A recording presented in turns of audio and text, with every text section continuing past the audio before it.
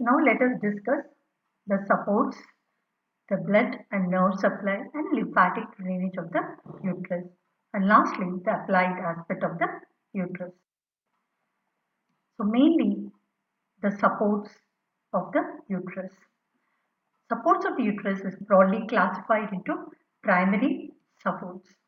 Primary supports are further classified into fibromuscular through ligaments, that is the round ligament of the uterus, pubocervical ligament, McEnroth's ligament, and uterosacral ligament. The mechanical supports are mainly muscular. They are the pelvic diaphragm, the perineal body, the urogenital diaphragm, and of course the position of the uterus itself, the anteversion and anteflexion. Secondary supports or pelvic folds, they are also false ligaments, the broad ligament of the uterus, utrovesical fold, anterior false ligament, forms the floor of utrovesical fossa, rectovaginal fold, the posterior false ligament which forms the floor of pouch of Douglas, and a pair of rectouterine ligaments of the uterus are broadly classified as the ligaments for the body. They are the round ligament of the uterus, ligament of the ovary, and broad ligament of the uterus. Ligaments of the cervix are three: pubocervical ligament or the anterior ligament, uterosacral ligament or the posterior ligament, and transverse cervical ligament or the lateral ligament. Ligaments of the uterus are classified as two types, that is false or true. False ligaments are peritoneal folds where the true ligaments are fibromuscular bands.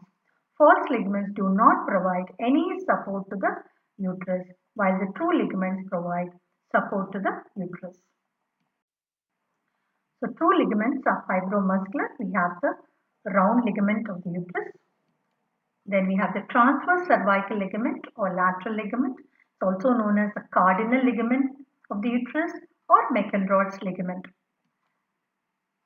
The uterosacral ligament are the posterior ligaments, and pubocervical ligament, they are the anterior ligaments. So these four, they form the true ligaments of the uterus. Now coming to the detailed structure of the round ligament of the uterus, which is fibromuscular band around 10 to 12 centimeters long. It begins at the lateral angle of the uterus just below the uterine tube, anterior inferior to the uterine tube. It passes through the deep inguinal ring, traverses the inguinal canal, and finally it ends or merges with the areolar tissue of labia majora. Developmentally, the round ligament is a remnant of distal part of gubernaculum ovary. The proximal part of remnant of gubernaculum ovary is represented as the suspensory ligament of the ovary and the ligament of the ovary. Round ligament or ligamentum teres uteri, which is in green color, functionally it pulls the fundus forwards and maintains the anteversion and anteflexion. Ligaments of the cervix, they mainly contain the smooth muscles, blood vessels and lymphatics. They extend from the cervix. They are the anterior ligament, which is pubocervical, the lateral ligament, transverse cervical or the cardinal ligament, the posterior or the uterocervical ligament, or uterosacral ligament or sacrocervical ligament. So true ligaments, pubocervical or the anterior ligament, transverse cervical or the cardinal ligaments, sacrocervical or uterocervical, the posterior ligaments. Diagrammatic representation. Very important diagram. You have to practice this diagram. Now coming to the pubocervical ligaments. These are thin fibrous band which extends from the cervix to the posterior surface of the pubic bone. They run along the inferior lateral surface of the urinary bladder. These ligaments pull the cervix forward and maintain the anteversion and anteflexion position of the uterus. Sacral vertebra. They are accompanied by the lymph vessels of the cervix. These lymph vessels of the cervix finally drain into the sacral group of lymph nodes. The uterosacral ligaments pull the cervix backwards and maintain the anteversion and anteflexion. Both uterosacral ligament and pubocervical ligament, they act antagonistic to one another and maintain the anteversion and anteflexion positions of the uterus. A pair of McEnroe's ligament or transverse cervical ligament are the cardinal ligament. These are fan-shaped fibromuscular band extends from the cervix vaginal junction to the lateral pelvic wall at the ischial spine. McEnroe's ligaments are closely related above to the uterine artery crossing the ureter and is also related to the lower border of the broad ligament. Cardinal ligament or the McEnroe's ligament play an important role in maintaining the anteversion and anteflexion of the.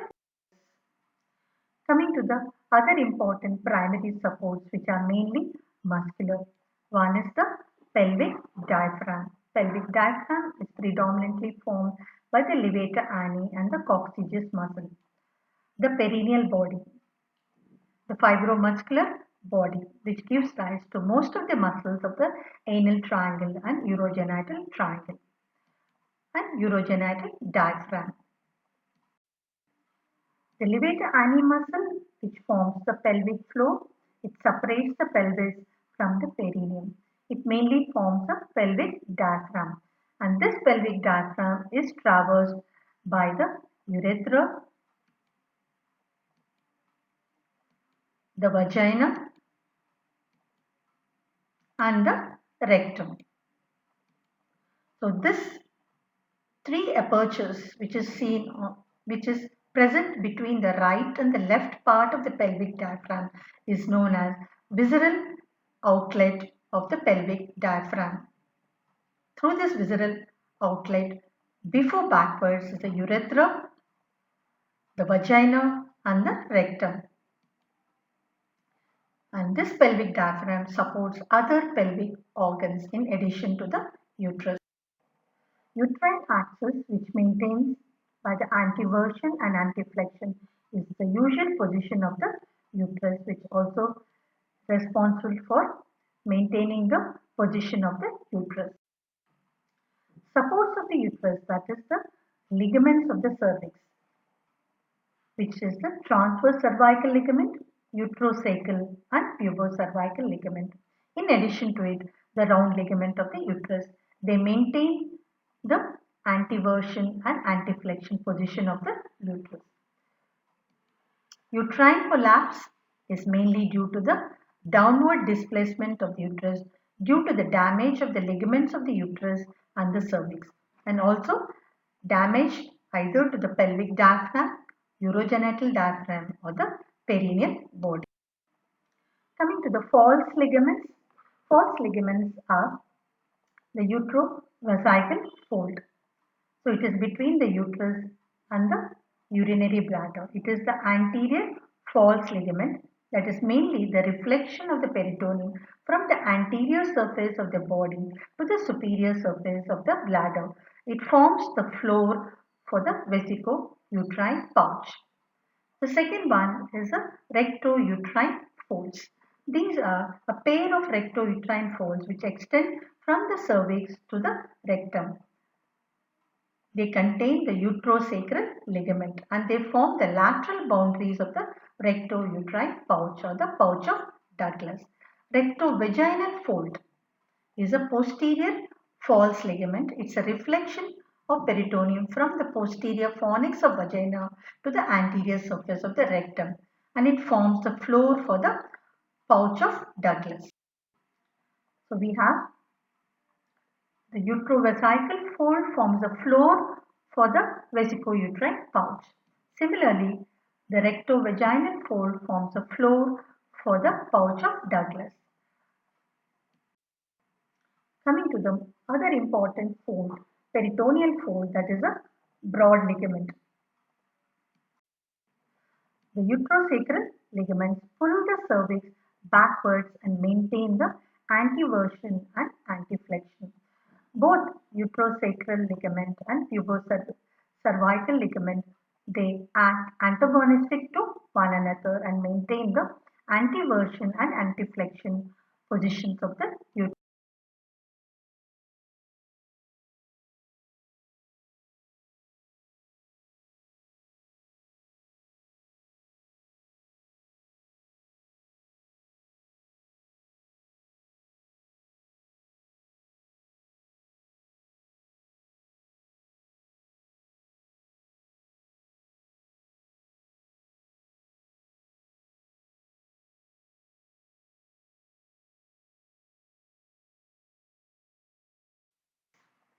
The parts of the broad ligament is we have the mesosalpinx, the mesoovarium and the mesometrium.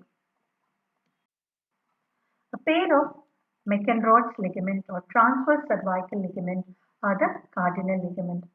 These are fan-shaped fibromuscular band extends from the cervix vaginal junction to the lateral pelvic wall at the ischial spine.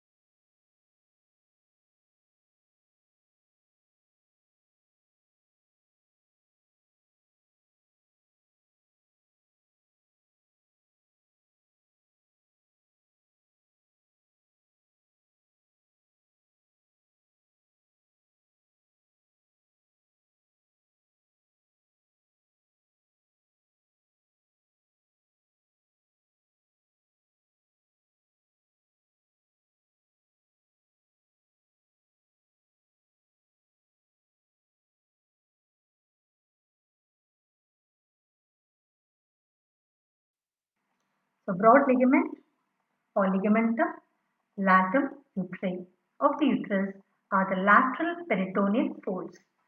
These are the reflections of the parietal peritoneum perimetrium which is over the uterus, which extends from the lateral border as a broad ligament. Uterus, from internal to outside, it is the endometrium. Then we have the myometrium and the parietal peritoneum is known as perimetrium. From the lateral borders, the perimetrium continues as a broad ligament which extends to the lateral pelvis.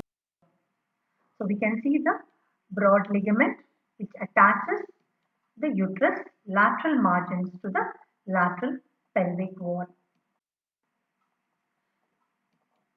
So broad ligament which attaches the uterus to the lateral pelvic wall. The upper border is free border. So it has the medial 2/3 or 3/4 the uterine tube or the fallopian tube. Lateral 1/3 it gives attachment to the suspensory ligament of the ovary. Laterally, the broad ligament is attached to the lateral pelvic wall and inferiorly it is related to the pelvic floor. Medially, the medial border of broad ligament is attached to the lateral margins of the uterus. Mesosalpinx. The part of broad ligament between the uterine tube and the ligament of the ovary. Mesosalpinx is the most superior part of the ligament. Mesosalpinx is attached superiorly to the uterine tube and inferiorly it is attached to the mesoovarium. Suspensory ligament of ovary is attached supralaterally and ovarian ligament is attached to it medially. Mesometrium the most inferior and the largest part of broad ligament. It extends from the pelvic floor to the ovarian ligament and the body of the uterus. Mesometrium has number of structures. It encloses the uterine artery and vein. It continues laterally as a suspensory ligament of the ovary through which the ovarian nerves and vessels and lymphatics travel to reach the hilum of the ovary. It also has the proximal part of round ligament in the anterior layer. Uterine axis, which maintains by the anteversion and anteflexion, is the usual position of the uterus, which also responsible for maintaining the position of the uterus.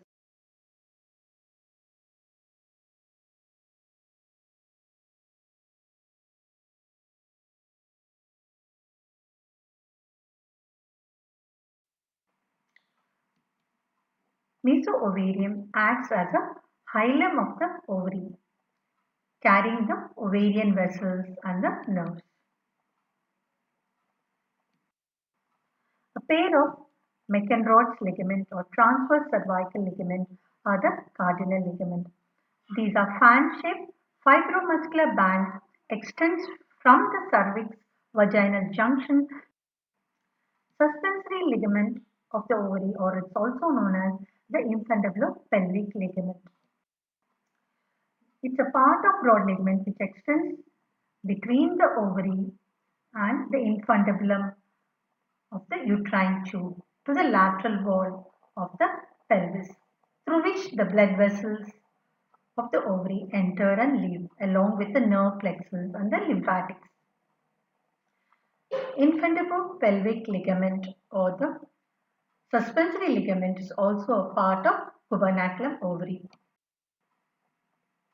Broad ligament also has in the mesosalpinx the epiophrons, and in the mesometrium it has the paraophrons. Epiophrons and paraophrons are the remnants of mesonephric tubules. Paraophrons are supposed to be the detached mesonephric tubules, which is seen in the mesometrium. So this gives a representation of the mesometrium, mesosalpinx and mesoovarium, the diagrammatic representation. You can identify the various parts by its color combination. Broad ligament therefore has number of structures. It has the uterine tube, round ligament of uterus in the anterior layer, ligament of ovary and ovary in the posterior layer, uterine vessels along its medial border, ovarian vessels, uterovaginal and ovarian nerve plexus, epiophrons, paraophrons, lymph nodes, lymph vessels and dense connective tissue. Uterine axis, which maintains by the anteversion and anteflexion, is the usual position of the uterus, which also responsible for maintaining the position of the uterus.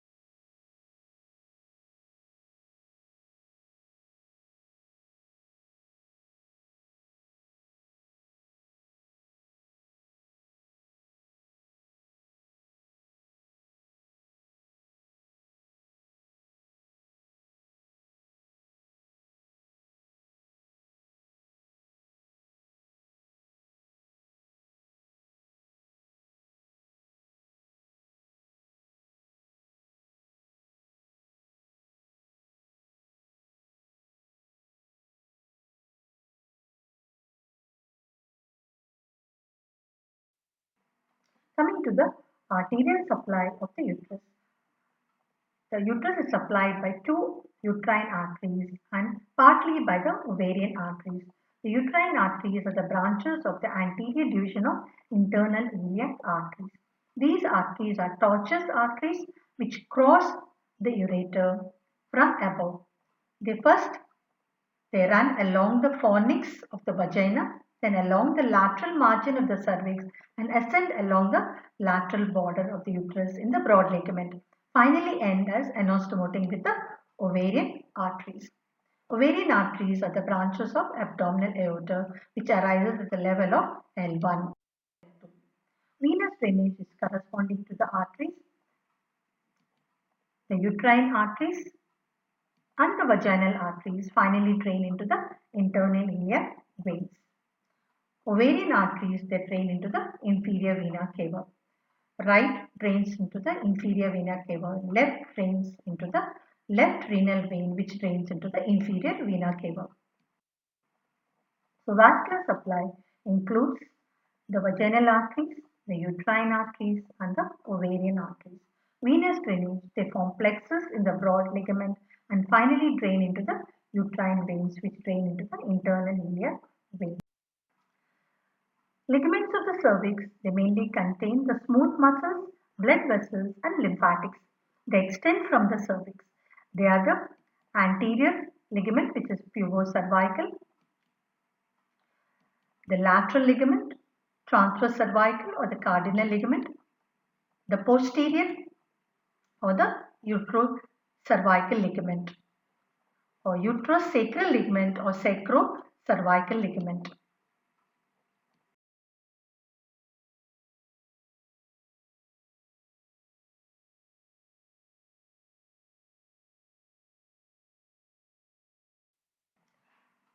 Cervix, the lymphatics on each side, they drain into three important directions. So laterally, the lymph vessels drain into the external ilia and obturator group of lymph nodes.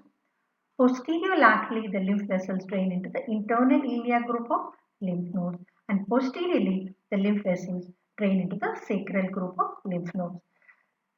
The sacral group of lymph nodes, the lymphatic vessels travels along the uterosacral ligament. The lymph vessels which reach the external iliac group of lymph nodes traverse along the broad ligament. The lymph vessels which reach the internal iliac group of lymph nodes, they traverse along the cardinal ligaments of the cervix. Nerve supply. The uterus is richly innervated by both sympathetic and parasympathetic. However, the contractions of the uterus is mainly hormonal. The nerve supply, they run along the ovarian and uterovaginal plexus. Sympathetic is from T12 to L2 spinal segments. They cause the uterine contraction and vasoconstriction of the blood vessels. They reach via the superior hypogastric plexus. The parasympathetic is S2, S3 and S4 spinal segments. They relax the uterine muscles and cause vasodilation. And these nerves are pelvic splanchnic nerves. Pain sensation from the body of the uterus pass along the sympathetic nerves and pain from the cervix, they run along the parasympathetic nerve. The uterosacral ligaments pull the cervix backwards and maintain the anteversion and anteflexion. Both uterosacral ligament and pubocervical vagina anteriorly is non-peritoneal and it is related to the base of urinary bladder in the upper part and below it's related to the urethra. Urethra, however, is embedded along the anterior wall of vagina. Posteriorly, the vagina is related in, in the upper one third, it's related to the recto-uterine pouch and here is related to the sigmoid colon. In middle one third vagina, the posterior wall is related to the ample of the rectum. The lower one third is related to the perineal body which separates it from the anal canal. Laterally, the vagina is related to the ureter and the uterine artery, which is very important. Ureter is crossed superiorly by the uterine artery at the side of the cervix. The other important lateral relations are the Meckenroth's ligament, the pelvic diaphragm, which is mainly formed by the levator ani, which forms the sphincter vagina, and inferiorly it's related to the urogenital diaphragm. So from above downwards is related to the ureter and uterine artery, Meckenroth's ligament, pelvic diaphragm and urogenitals. Coming to the blood supply, lymphatic drainage and nerve supply of the vagina. Blood supply of vagina is mainly by the branches from the uterine artery, vaginal artery, middle rectal artery and internal pudendal artery. All of them are branches of internal iliac artery. Lymphatic drainage is internal iliac group of lymph nodes which traverse along the vaginal vessels, and superficial inguinal group of lymph nodes. The vagina below the hymen drains into the superficial inguinal group of lymph nodes. Nerve supply is sympathetic and parasympathetic. Sympathetic is from the superior hypogastric plexus, that is T10 to L1. Parasympathetic is pelvic splanchnic nerves. Coming to the applied aspect of vagina, in semi-sitting posture, the secretions are usually collected in the pouch of Douglas. Perforating injuries can occur through the posterior fornix involving the peritoneum. Supports of uterus also form the support for the vaginal wall. Any weakness to the vaginal wall can lead to the prolapse of the uterus. Now coming to the applied aspect of the uterus. So prolapse of the uterus. Uterus normally held in position with a hammock of muscles and ligaments. Prolapse happens when the ligaments supporting the uterus become weak and the uterus slips from its normal position into the vagina. The most common cause of uterine prolapse is the trauma during childbirth, in particular in multi-pregnancy, that is more than one, that is twin pregnancy or triplets, or difficult births, prolonged labor. Uterine fibroids are the tumors that grow in the uterus. These growths are typically non-cancerous and benign. Fibroid cervix, the lymphatics on each side, they drain into three important directions. So laterally, hysterosalpingography is also called as uterosalpingography. Is an X-ray examination of the female uterus, that is examination of the uterus and fallopian tubes using a special X-ray technique called as fluoroscopy with contrast material, and this helps in the patency of the identifying the patency of the uterus. So true ligaments are fibromuscular. We have the round ligament of the uterus. Then we have the transverse cervical ligament or lateral ligament. It's also known as the cardinal ligament of the uterus or McElrod's ligament. The uterosacral ligament are the posterior ligaments. Uterine malformations results from abnormal development of Mullerian ducts during embryogenesis. Symptoms range from amenorrhea, infertility, recurrent pregnancy loss, and severe pain. So overall, the different parts of uterus. Fundus, which is 1.5, body is 3.5, together they form 5 centimeters. Cervix is 2.5. Isthmus is 0.5. It is between the anatomical and histological internal os. Cervix has two parts, the supravaginal part and the vaginal part. Overall, coming to the conclusion of the uterus, a sound, detailed knowledge of anatomy of pelvic floor is utmost important to the gynecologist, obstetricians, surgeons and urologists, since they all share a same responsibility in treating the patients with different pathological conditions caused by the pelvic floor dysfunction. The most common clinical expression of pelvic floor dysfunction are the urinary incontinence, anal incontinence, and pelvic organ prolapse. Ligaments of the uterus are classified as two types, that is false or true. False ligaments are peritoneal folds where the true ligaments are fibromuscular bands. False ligaments do not provide any support to the uterus, while the true ligaments provide support to the uterus.